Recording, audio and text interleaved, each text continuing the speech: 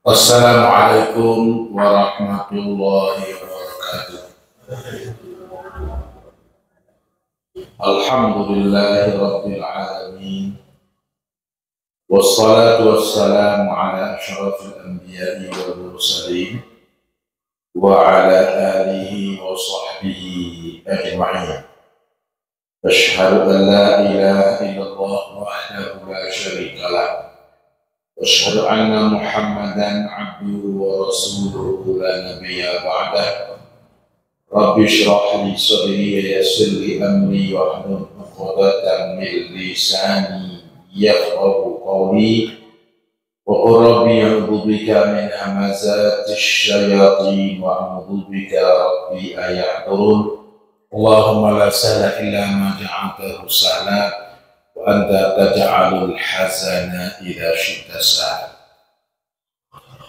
Allah Ta'ala fil Qur'anil Karim, a'udzu billahi minasyaitonir rajim. Wa laqad nadana Nuhun falani'mal mujibun wa najjaynahu wa ahlahu minal karbil 'adzim wa ja'alna dhurriyyatahu humul baqin. وقال نوح ربي لا تذر على الأرض من الكافرين ديارا. Ibu-ibu dan bapak, kaum muslimin dan kaum muslimat, para jemaah yang berhadir, puji dan syukur sama-sama kita panjatkan kehadirat Allah Subhanahu wa Ta'ala pada malam hari ini. Alhamdulillah, kembali kita dapat hadir dalam pengajian kita. Kemudian salat beriring salam untuk Nabi kita, Nabi Muhammad sallallahu alaihi wasallam. Ibu-ibu dan bapak yang dimuliakan, pada pengajian lampau kita telah membahas sekelumit tentang bapak manusia yang pertama, yaitu Nabi Adam alaihi salam. Di antara yang kita sampaikan dan yang sudah kita ketahui bahwasanya ketika Nabi Adam Allah ciptakan, Allah perintahkan kepada malaikat untuk sujud kepada Nabi Adam, maka semuanya sujud kecuali iblis, karena dia sombong, enggan dan menyombongkan diri, wastakbara. Lalu di antara yang dapat kita pelajari, yang pertama adalah bahwasanya sujud yang dimaksudkan di dalam ayat adalah sujud penghormatan, bukan sujud ibadah. Dan sujud penghormatan adalah diizinkan dalam syariat dari Nabi Adam sampai Nabi Isa alaihi salam. Tetapi di dalam syariat Nabi Muhammad sallallahu alaihi wasallam, sujud dalam arti penghormatan tidak lagi diizinkan. Tuh. Sedangkan sujud ibadah tidak diizinkan semenjak Nabi Adam sampai zaman Nabi Muhammad. Itu tidak diizinkan. Jadi yang diizinkan sujud penghormatan dari zaman Nabi Adam sampai Nabi Isa alaihi salam. Itulah sebabnya maka Nabi Yusuf alaihi salam ada kisah yang menceritakan bahwa saudaranya 11 orang, ibu dan ayahnya sujud kepadanya. Di akhir ceritanya itu adalah sujud penghormatan dan bukan sujud penyembahan, dan itu diizinkan di zaman itu. Ya. Kemudian di antara pelajaran yang dapat kita petik adalah bahwa tiga hal yang merupakan sifat buruk yang menyebabkan manusia ataupun makhluk hidup ini berbuat dosa. Yang pertama adalah sifat hasad, dan ini ada pada iblis, dengki. Yang kedua sifat kibir, sombong, itu juga ada pada iblis. Yang ketiga ada al-hirsu, yaitu tamak, lobo, ingin lebih, dan ini tergambar dari pelanggaran yang dilakukan Nabi Adam alaihissalam mendekati pohon larangan dengan harapan lebih kekal lagi. Dan ini peringatan bagi kita bersama agar menghindari tiga sifat ini: iri, sombong, dan tamak. Iri, sombong, dan tamak. Iri, sombong, dan tamak. Ini pangkal dari kemaksiatan. Nah, tetapi ini pula yang susah. Nah, susah ini. Mengamalkan hasad, meninggalkan hasad. Nah, mengamalkan hasad gampang, meninggalkan hasad susah. Ya, mengucapkan kibir gampang, meninggalkan kibir susah. Juga tamak. Nah, ini mudah-mudahan kita dapat mengambil pelajaran dari kisah Nabi Adam dan Siti Hawa. Ibu-ibu dan bapak yang dimuliakan, kemudian kita masuklah sekarang ini kepada Nabi Nuh alaihissalam. Begitu urutannya dalam kitab kita. Sedangkan Nabi Idris kisahnya tidak panjang, tidak terlalu banyak yang akan kita sampaikan. Tetapi jelas Nabi Idris alaihissalam di antara yang dapat kita pelajari, beliaulah yang pertama kali menjahit.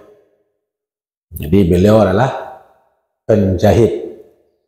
Dan beliaulah di antara nabi yang menurut sebagian ulama beliau masih hidup sampai hari ini. Sama dengan Nabi Isa, tapi diperselisihkan. Tidak sepakat ulama. Sedangkan Nabi Isa itu sepakat dah. Tapi Nabi Idris alaihissalam ulama tidak sepakat. Sebagian mengatakan beliau masih hidup di langit. Nah itu. Kini masuk kepada Nabi Nuh alaihissalam. Nabi Nuh alaihissalam adalah disebut Adam kedua. Nabi Nuh alaihissalam disebut dengan Adam yang kedua atau Adam kecil. Dalam bahasa Arab Adam al-Asghar, Adam al-Thani. Adam al-Asghar, Adam yang kecil. Adam al-Thani, Adam kedua. Ya, mengapa disebut dengan Adam yang kedua? Mengapa disebut dengan Adam al-Asghar? Adalah bahwasanya seluruh manusia yang ada di muka bumi ini, yang hidup hari ini, semuanya adalah anak keturunan Nabi Nuh alaihissalam. Dia waktu keturunan Nabi Nuh. Keturunan Adam alaihissalam, keturunan Nabi Adam alaihissalam, setelah terjadinya topan Nabi Nuh hanya tinggal ampe orang yang menurunkan anak manusia yang hari ini. Nah, terjadi topan Nabi Nuh, yang selamat hanyalah manusia yang ada di kapal Nabi Nuh. Yang di kapal Nabi Nuh menurut sebagian riwayat jumlahnya 85 orang. 85 orang. Dari 85 itu ampe orang Nabi Nuh dengan anaknya. Yang Nabi Nuh dengan anaknya itu nanti berketurunan. Sedangkan selebihnya yang sekapa itu tidak berketurunan. Semuanya tidak berketurunan. Hanya Nabi Nuh dan anaknya yang berketurunan. Ya, makanya fakullu man ala wajhil ardi hum min dzurriyyati Nuhin alaihi salam. Ya, seluruh yang ada di muka bumi semuanya adalah anak cucu Nuh alaihi salam. Misdaqan li talabi Nuhin min rabbih tabaraka wa ta'ala, sebagai perwujudan realisasi dari permohonan Nabi Nuh ke Allah yang terdapat dalam surah Nuh ayat yang ke-26. Nuh ayat yang ke-26. Nuh ayat yang ke-26. Ya, kita buka. Nuh 36.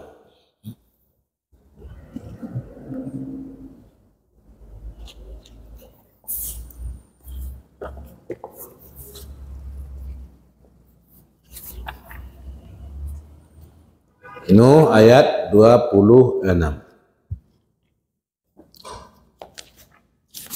Ya. Jadi anak manusia yang hari ini hidup itu adalah keturunan Nabi Nuh alaihissalam. Nabi Nuh alaihissalam. Ya. Surah Nuh ayat 26. Nuh ayat 26.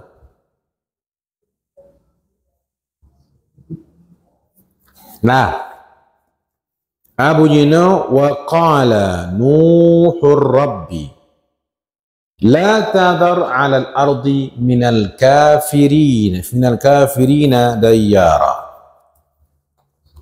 Aku doa Nabi Nuh. Berkata Nuh, wahai Tuhanku, jangan tinggalkan di muka bumi satu rumah pun dari orang kafir. Satu rumah pun dari orang kafir. Jadi, kau doa Nabi Nuh, jangan engkau tinggalkan di muka bumi dari orang kafir rumah dari orang kafir. Maka berarti habislah semuanya. Nah, karena yang beriman cuma sakapa. Nah, yang beriman sakapa yang jumlahnya 85 menurut satu riwayat. Berarti selebihnya habis karena tsunami. Itu bahasa Pak Quraisy Shihab. Jadi tsunami pertama di muka bumi adalah topan Nabi Nuh. Itu bahasa Pak Quraisy Shihab. Tsunami dengan. Nah, iya naik katanya. Itu naik ke gunung. Ya, sehingga kapal yang di atas gunung bisa berlayar. Dan itu kita lihat kembali di zaman kini di Aceh. Dan ambolah pernah ke situ, bayi mencari di luar sana.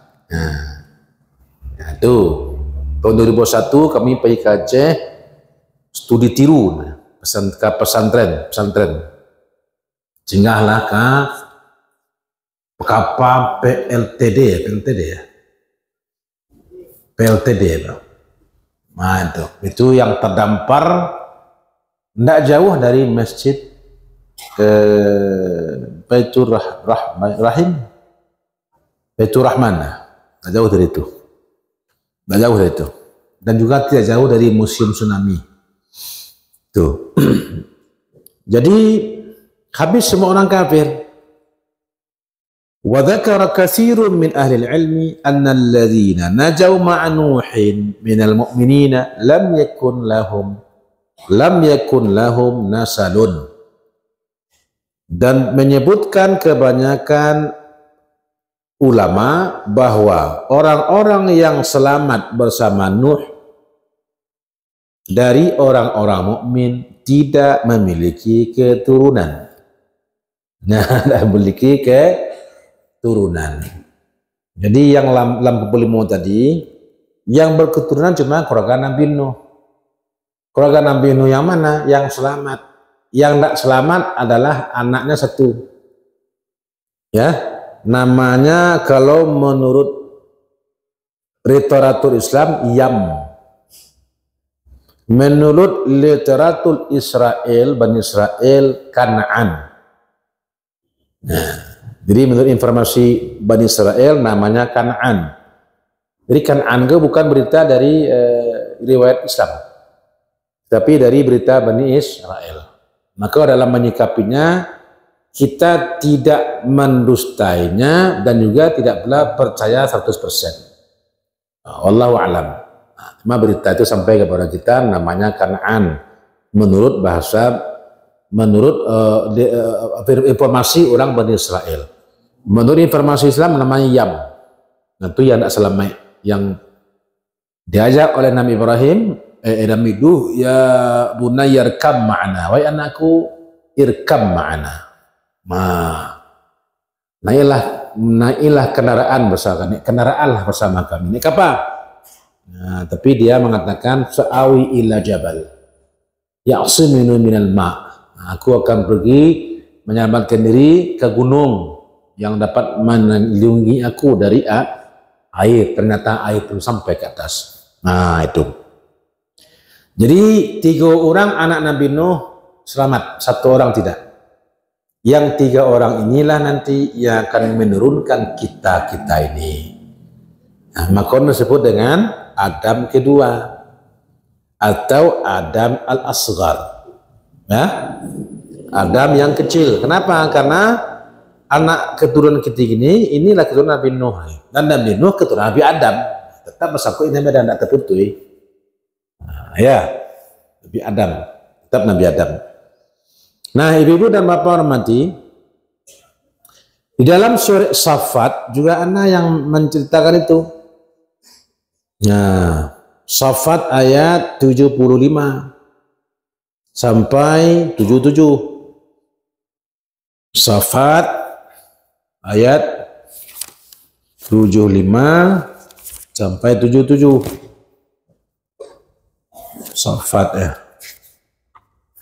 Saffat. Nah, 47. 37. Sudah Yasin. Di surat 37. Ya. 75 ya. Perhatikan ini. Walaqad nadana Nuhun falani'mal mujibun. Dan sungguh telah menyeru kami Nuh, maka sebaik-baik yang memperkenankan. Wa najjaynahu ahlahu minal karbil azim. Dan kami telah menyelamatkannya dan keluarganya dari bencana yang besar. Itu topan Nabi Nuh. Wa ja'alna dzurriyyatahu humul baqin. Dan kami jadikan keturunannya, yaitu Nabi Nuh, mereka yang orang yang melanjutkan keturunan Nabi. Nah, dan kami jadikan keturunannya menjadi pelanjut keturunan Nabi. Ya, nah, itu. Jadi ini sekelumit tentang memperkenalkan siapa Nabi Nuh alaihi salam. Kemudian Nabi Nuh alaihi salam adalah Rasul Ulul Azmi.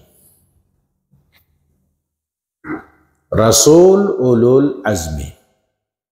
Apa itu Rasul ulul azmi? Yaitu Rasul yang sangat penyabar, yang paling banyak tantangannya, yang paling banyak penderitaannya.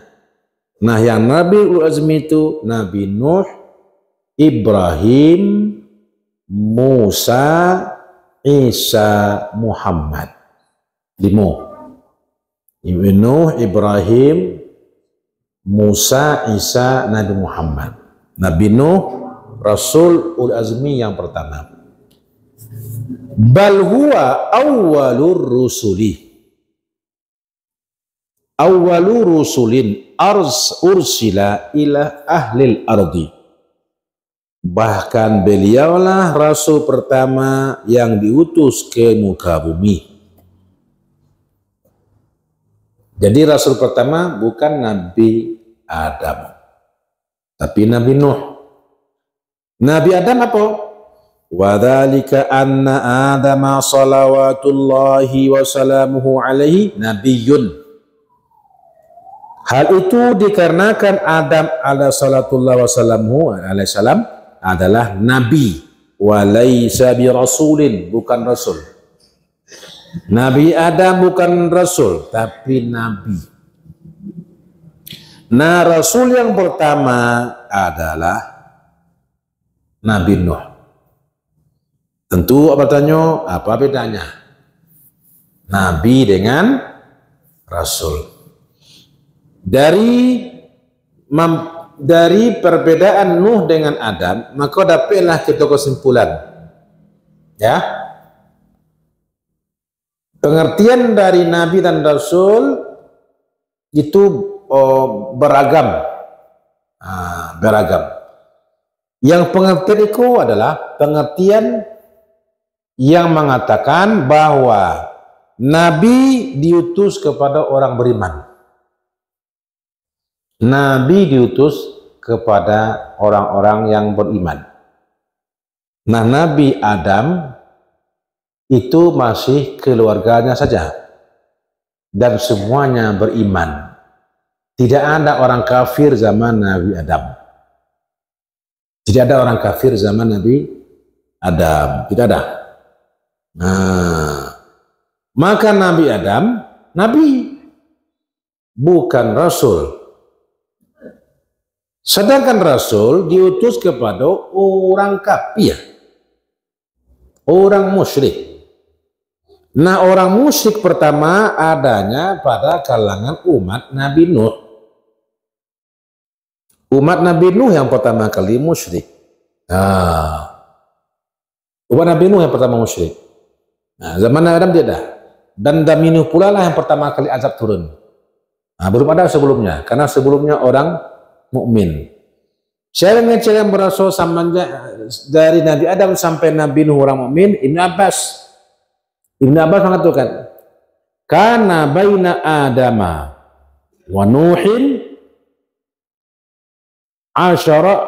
asyaratu qurunin kulluhum 'alal Islam.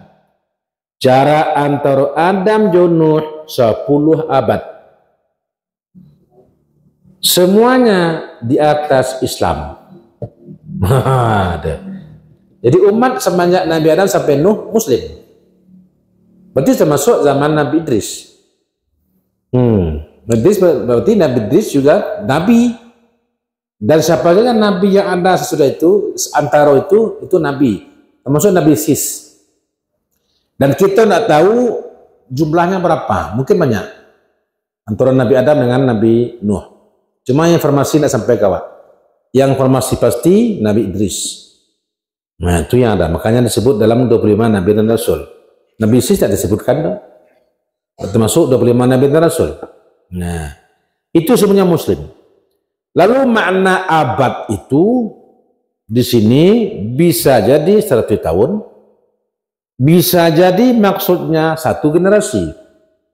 Satu generasi manusia. Jadi kalau satu generasi sekitar 40 tahun. Jadi 40 kali 10 lah. Jadi bisa maknanya 1 tahun, bisa maknanya sampai puluhan tahun yang satu babat ini. Ya, Allahu alam. Yang penting berita dari Abdullah bin Abbas antara Nabi Adam dan Nabi Nuh adalah yaitu selama 10 abad lamanya. Itu semuanya alat Islam.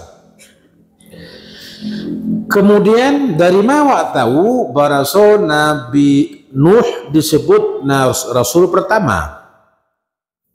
Dari berita Nabi sendiri. Nabi sendiri dan mengejaan. Yaitu tentang peristiwa yang nanti terjadi di padang mahsyar. Di di mauqif, di padang mahsyar. Mauqif. Jadi besok di padang mahsyar kita manusia ini berkumpul bersama di padang yang luas yang cuacanya sangat panas. Menunggu hari berhisab. Penungguan itu sangatlah melelahkan dan membosankan. Sehingga manusia sepakat, mari kita minta tolong, minta syafaat. Kemana bayi? Ke Adam. Baiklah mereka kepada Nabi Adam. Jawab Nabi Adam. Kalau kata mereka kan, ya wahai Adam, engkau kan bapak manusia. Engkau manusia pertama. Allah ciptakan dengan tangannya sendiri dari tanah. Kan betul. Jawab Nabi Adam. Wa hal akhrajakum minal jannati ghairi? Adakah orang selain aku yang Allah campakkan dari surga? Tak taluk dan boh. Tak taluk dia mau mintakan syafaat, tak tolong ke Allah. Syafaat. Tak taluk. Idhabu ila Nuhin. Awwali rasulin ursila ila al-ardi. Baiklah ke Nabi Nuh. Rasul pertama diutus ke muka bumi. Kalimat Nabi mengatakan itu. Kalimat Nabi Adam yang diberitakan oleh Nabi dalam hadis santai. Kalimat Nabi Adam yang diberitakan Nabi dalam hadis beliau. Yang menjadi ya tentu sesudah itu yang menjadi dalil hadis Nabi, bukan perkataan Nabi Adam ya. Hadis Nabi, bukan hadis Nabi Adam ya. Itu Nabi Adam mengajarkan, kata Nabi Muhammad, pergilah kepada Nuh karena aku tak sanggup, karena aku Allah keluarkan dari surga gara-gara mendekati pohon. Pergilah kepada Nabi Nuh. Nabi Nuh pun juga tidak sanggup karena mendoakan umatnya sampai topan Nabi Nuh terjadi, habis semuanya manusia. Pergi kepada Nabi Ibrahim. Nabi Ibrahim juga sagan karena pernah seperti berbohong ya. Kemudian pergi kepada Nabi Musa, pernah meninjui orang pula. Pergi kepada Nabi Isa tidak sanggup. Pergilah kepada Nabi Muhammad. Itulah yang disebut dengan syafa'ah uzma dalam kitab tauhid. Syafa'ah yang paling agung khusus diberikan Nabi Muhammad untuk orang yang di mauqif sampai tagak di padang mahsyar, yang mereka ketika itu mengeluhkan lama menunggu, maka bagaimana dipercepat prosesnya. Ini syafaat. Ya, di syafaat itu kalau bahasa kini itu backingan. Ya. Syafaat. Jadi kalau istilah pengadilan backingan. Jadi kalau ada kasus, ada orang yang disegani, yang limasin lidahna, minta tolong awak karena supaya awak diringankan hukuman ataupun dikeluarkan dari tahanan. Nah, itu namanya syafaat. Syafaat boleh berlaku selain dari hudud, ya, selain dari jinayah dan hudud. Hudud, nah, pidana Islam.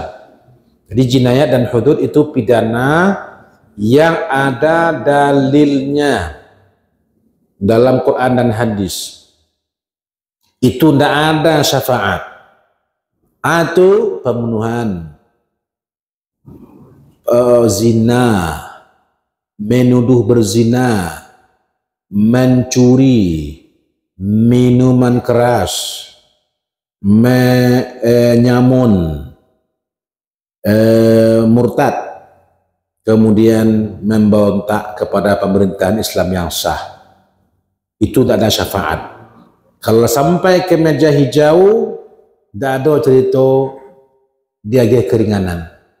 Inilah yang diceritakan dalam hadis Nabi tentang suku salah suku Ghamidiyah atau apa, datang ke Nabi minta syafaat agar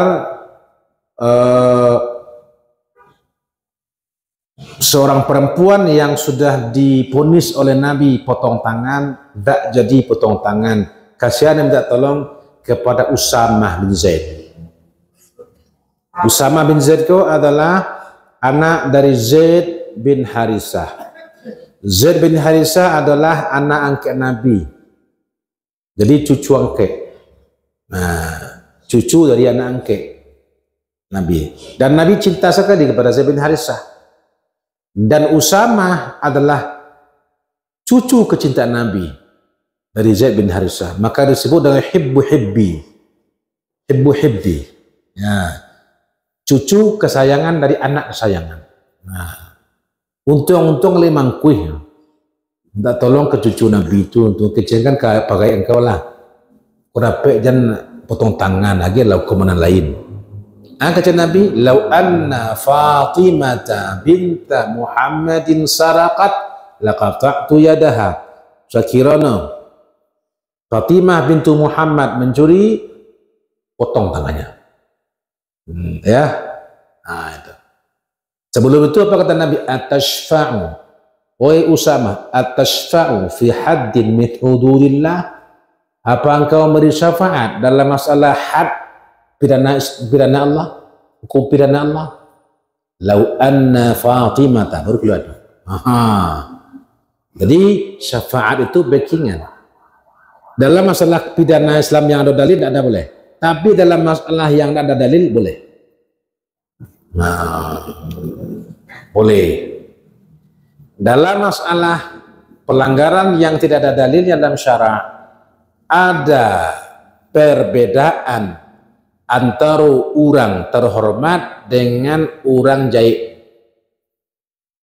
Nah, beda tuh cara menanganinya. Cara menghukumnya boleh dibedakan antara orang terhormat dengan orang nala jahilnya. Nah, orang jahil itu dia hukum balik. Orang nanu diperantai saja. Nah, sedang pelanggaran lalu lintas sana. Ya, pelanggaran lalu lintas. Nah, itu kan tidak ada dalilnya itu. Itu kalau orang terhormat itu bisa dipakantai saja, bisa diancam saja. Tapi kalau orang nan lemada, itu dihukum balik saja. Nah itu. Dan boleh juga ada backingan syafaat. Ini dalam hukum Islam, hukum pidana Islam itu aturnya begitu. Tapi dalam masalah hudud, salah sampai di meja hijau tidak ada lagi. Kalau ingin memberikan maaf sebelum sampai di meja hijau, sebelum sampai di meja hakim. Jadi kalau ada orang kemalingan, ya, pikir-pikir lu mengadukan orang, biko potong tangannya. Nah, biko kadang-kadang tiba ibu, lah ibu ini potong tangannya. Wahai hakim, aku maafkan sajalah dia itu. Nggak bisa kalau dari hakim. Kalau ingin memaafkan sebelumnya, jadi kedugan. Jadi kalau ada pengaduan, hakim diam saja. Ada pengaduan, hakim diam saja. Nah itu. Tidak ada orang menuntut itu, hakim diam saja. Nah gitu. Nah begitu itu caranya pengadilan kita. Ya. Kalau ada menuntut baru mengadukan, apa kena cilik, apa proses. Kalau potong tangannya. Kalau ini memaafkan tadi, karena ada seorang sahabat kehilangan bantal di masjid. bantan aku sampai lo halagono senisap pencurian, ya kehilangan bantal. Untuk bantal mahal lah. Mengadu kan Nabi, kejadian Nabi potong tangan orang itu. Ya Rasulullah, ibu aku kepada dia, aku maafkan. Hai, aku nak patang kejadian. Nah, aku nak jadi patang. Akhirnya mah proses. Nah begitu. Ya, ini masalah. Kalau di Indonesia ada bikin-bikinan nggak? Hah? Ada?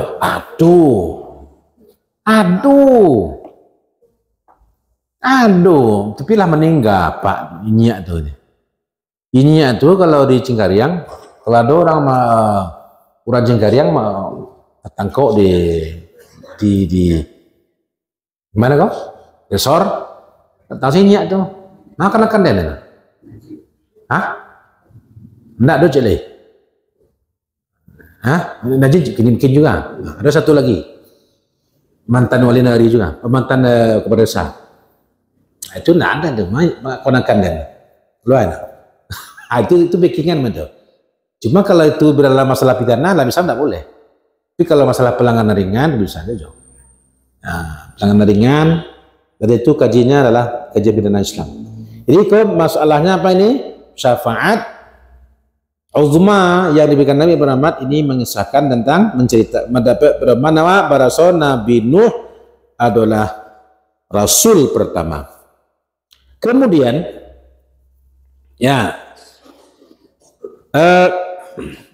sesungguhnya manusia sesudah Nabi Adam mereka hidup dalam beberapa abad yang lama.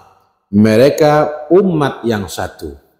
Nah, ini yang dikatakan dengan innan nasa kana ummatan wahidah. Umat ini adalah umat yang satu. Mana umat yang satu? Semuanya mukmin. Nah, kemudian mereka berselisih. Di zaman Nabi Adam sampai Nabi Nuh umat satu. Umat yang mukmin. Semenjak zaman Nabi Nuh muncullah orang musyrik. Apa latar belakangnya muncul orang musyrik? Latar belakangnya adalah kultus individu. Atau kultus individu terlampau memuliakan orang tertentu. Siapa mereka? Orang saleh. Orang yang saleh. Orang yang saleh di kalangan umat Nabi Nuh itu oleh umatnya, oleh umat Nabi Nuh itu sangat dihormati. Sangat dihormati. Ya, maksudnya adalah orang saleh zaman dulu ya, umat Nabi Nuh, orang saleh zaman dahulunya itu sangat dihormati oleh orang-orang. Sehingga apabila mereka itu wafat, mereka buatkan gambarnya. Nah, ada yang memaknai gambar di sini patuahnya. Ya, gunanya apa? Gunanya untuk mengingat ibadah mereka, mengenang ibadah mereka, sehingga apabila melihat patungnya itu timbul semangat dalam ibadah. Fakana dzalika sababan fi nasyatihim fil ibadah. Hal itu menyebabkan semangat mereka dalam ibadah. Nah, ini bahayanya. Yang pertama mulai dari gambar, mengandungkan foto. Nah, kalau Jawa kan banyak foto itu macam-macam ya. Ada foto Buyamka enak. Ada lo foto Angku Salih. Ya. Nah, kalau ada foto Angku Salih kok takui maliang itu. Ale takui itu, kepala si kita takui, kuantu belau takui Angku Salih. Harian tu.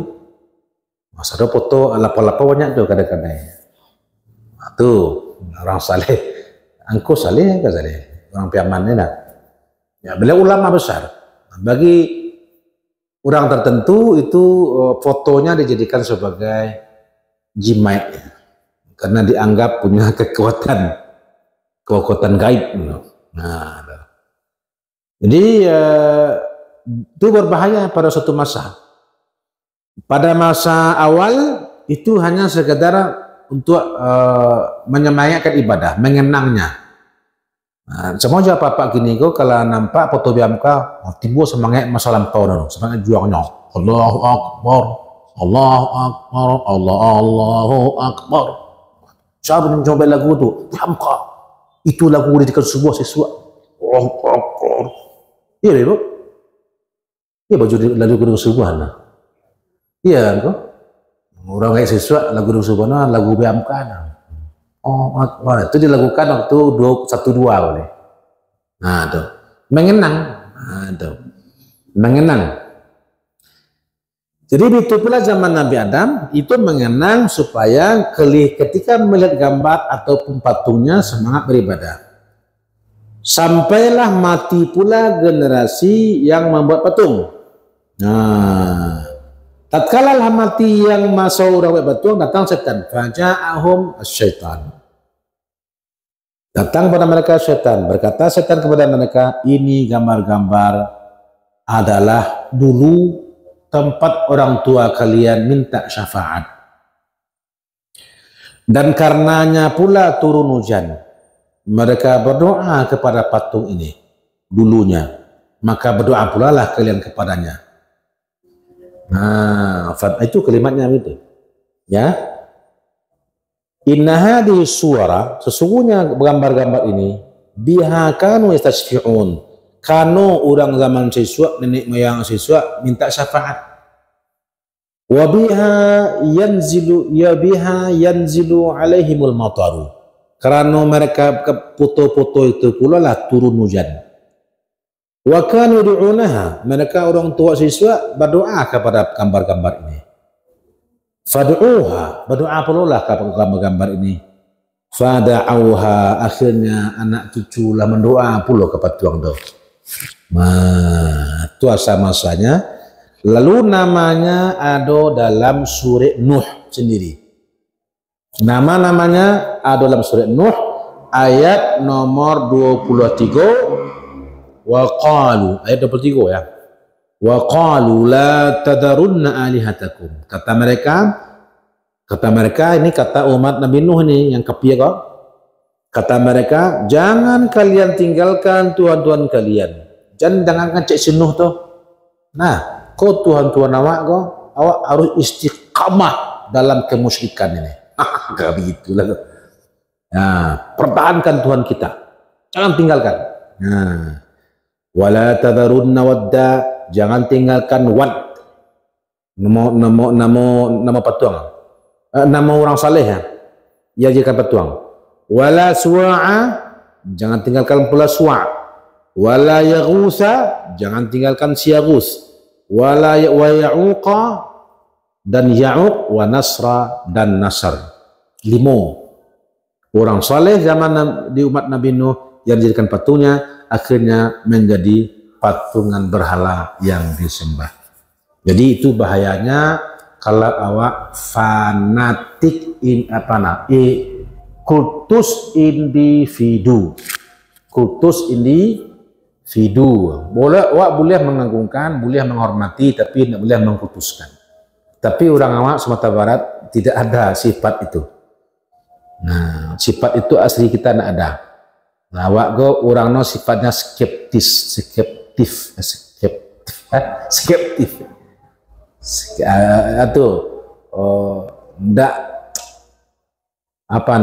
tidak gampang percaya, menolak terlebih dahulu baru yakin. Tayo tidak. Awak tidak terlampau fanatik kepada orang tertentu. Tetapi kalau awak lah masuk pula kepada suatu kelompok tertentu, awak bisa berubah cara fikir awak. Masuklah kepada golongan tertentu, bisa teracuni pikiran awak, hilang lo Sumatera Barat awak nih, tidak orang Minang nah. Lebih sama lo aja orang sebarang leh. Sekarang aktif lah pula orang sebarang leh. Tuanku Garambia indah babuah. Masa kamu saro minta Garambia? Kamu saro minta Garambia? Nih, Garambia nak buah kamu saro minta tolong. Ke Allah minta tolong langsung. Masa Garambia minta kamu saro, tuanku? Nah ini.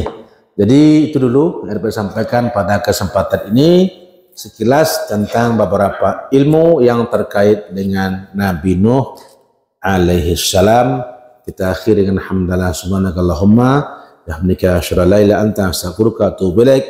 Assalamualaikum warahmatullahi wabarakatuh.